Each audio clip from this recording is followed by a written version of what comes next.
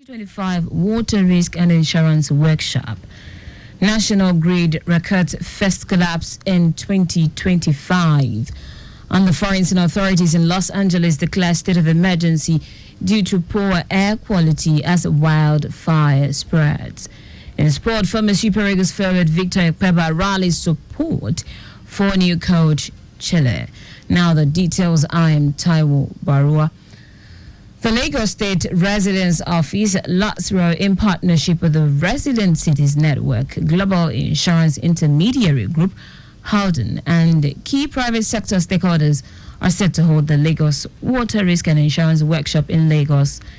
Chief Residence Officer for Lagos State, Folayinka Daniel, who made this known at a recent virtual meeting with stakeholders, explained that the workshop forms part of the 2024 Global Risk and Resilience Fellowship, GRRF, a global initiative designed to help cities manage climate risks by leveraging insurance sector expertise. The workshop will focus on strengthening Lagos' capacity to understand and prioritize water risks, address data gaps, and overcome barriers to invest in water infrastructure. Attendees will engage in interactive sessions and discussions that explore how insurance tools can support urban resilience and attract private sector financing. The event will also showcase studies and insight from global experts on insurance and investments. The Office of Education Quality Assurance OEQA team has continued to monitor schools' resumption activities for the second term of the 2024-2025 academic session in schools below tertiary level across the state. The coordinating director, Office of Education Quality Assurance OEQA, Remy Abdul, spoke during the fourth day of the exercise, reiterating the state government's concern about the performance of students during external examinations. Abdul charged principals to live up to expectations by performing their duties optimally and being role models. He also emphasized the importance of adopting the state government's safeguarding and child protection policy. The team took a tour around the school's facilities to ensure safety and a conducive environment for learners and teachers. The 10-day monitoring exercise, which started on Monday, January 6, 2025, will end on Friday, January 17, 2025. The Tutor General and Permanent Secretary, Education District 2, Anike Adekoyi, has extended appreciation and commendation to a private corporate organization for its contributions and collaboration with the Ikorodu local government in upscaling education in the Ikorodu division of Lagos State. She gave the commendation during the reception organized by the districts to honor the winners of the Ikorodu Division Senior Secondary Schools debate organized by the Ikorodu local government. Adekoye further emphasized the need for other private individuals and corporate organizations to join hands with the government in a bid to improve the education sector across the state. The Tutor General and Permanent Secretary stated that the event was designed to showcase the high intellect of the student and the outstanding commitment of the teachers, emphasizing that the initiative will go a long way in inspiring and motivating the student to go the extra mile to achieve success. Adekoye, while congratulating the winners, asserted that the students were testament of the gains of Governor Babajide Sanwo-Olu's Themes Plus agenda and the commitment of the Commissioner for Basic Education, Jamiu Ali Balogun, and the great support of the Deputy Governor, Obafemi Hamzat, in the education sector in Lagos State. The flag officer commanding Western Naval Command, Michael Oamen, has called on the media to help manage misinformation capable of misleading the public. Oamen made the request during an end-of-the-year media engagement held at the Western Naval Command in Lagos. According to him, the speed at which information is generated and transmitted is such that one must keep pace with it to manage it and ensure national security. He harped on the need for a platform to constantly engage with the media in order to iron out issues, straighten up and any misconception or misinformation, thereby enabling stakeholders to contribute their quota to the attainment of the national security objectives.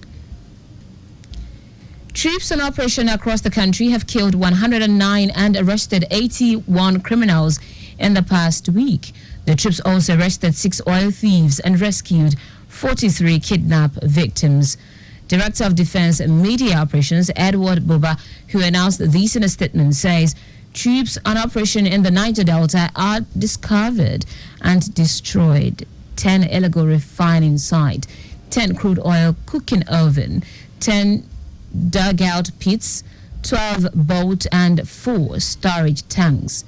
He says troops recovered over 631 liters of stolen crude oil, 3,140 liters of illegally refined diesel, and 2,250 liters of petrol in the past week. Now to the rest of the stories. Nigeria's national power grid has recorded its first major collapse for the first time in 2025, barely 10 days into the new year. The collapses resulted in a nationwide blackout to the despair of Nigerians. This incident marks the 13th occurrence in the past 13 months. Report showed that power generation dropped from over 2,000 megawatts as of 2 p.m. to 390 megawatts by 3 p.m. The Economic and Financial Crimes Commission, EFCC, says 101 Nigerians arrested alongside 4 Chinese nationals for cybercrime-related offenses in Abuja were not coerced into the job.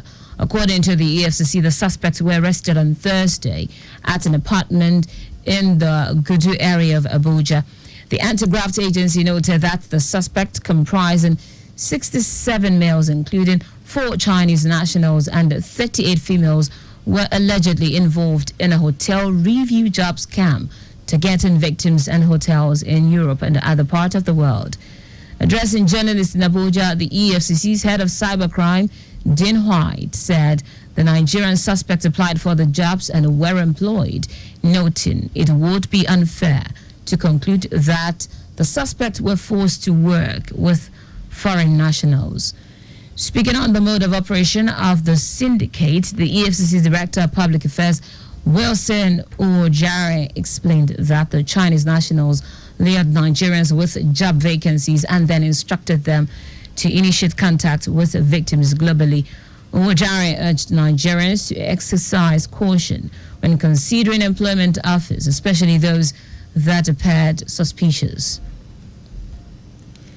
The Central Bank of Nigeria, CBN, has introduced the non-resident Nigerian Ordinary Account, NOA, and non-resident Nigerian Investment Account, NIA, for Nigerians in diaspora. CBN made this known in a circular to all authorized dealer banks and the general public, noting that NOA will enable non-resident Nigerians, NRNs, remit their foreign earnings to Nigeria and manage funds in both foreign and local currencies.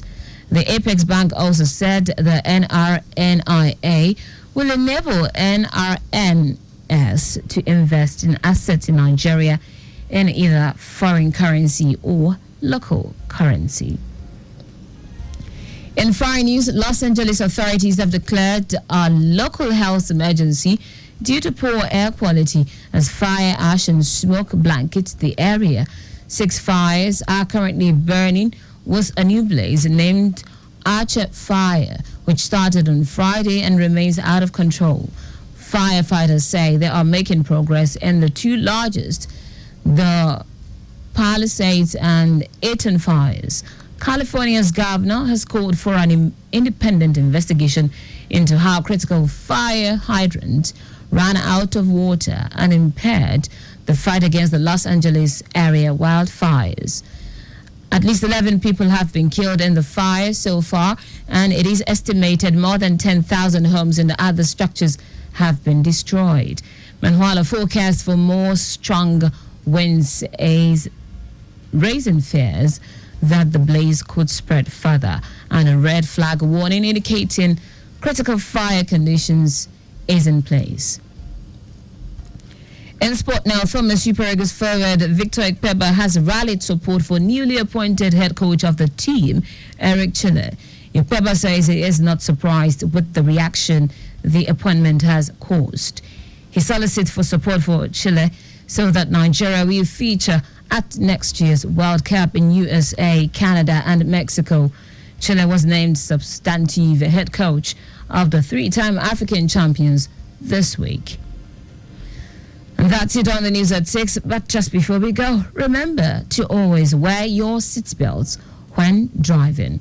You can follow us and like all our various social media platforms: X at Traffic Radio 961, Facebook Lagos Traffic Radio 96.1 FM, Instagram Lagos Traffic Radio 961.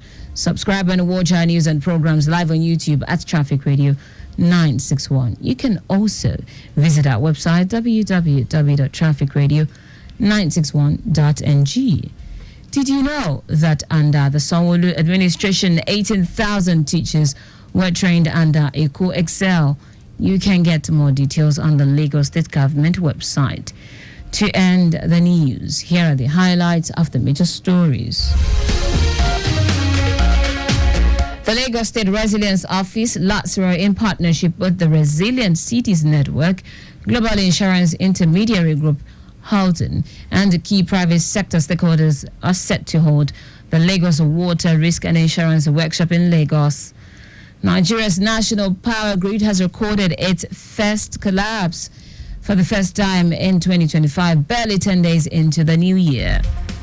We also told you that Los Angeles authorities have declared a local health emergency due to poor air quality as fire, ash, and smoke blanket the area. Finally, in sport, former Super Eagles forward Victor Ikpeba has rallied support for newly appointed head coach of the team, Eric Chile. For contact with the newsroom, send a message to info@trafficradio961.ng. That ends the news broadcast compiled by Adewale Oluwokoroku. I am Taiwo Baruwa. Thank you for listening.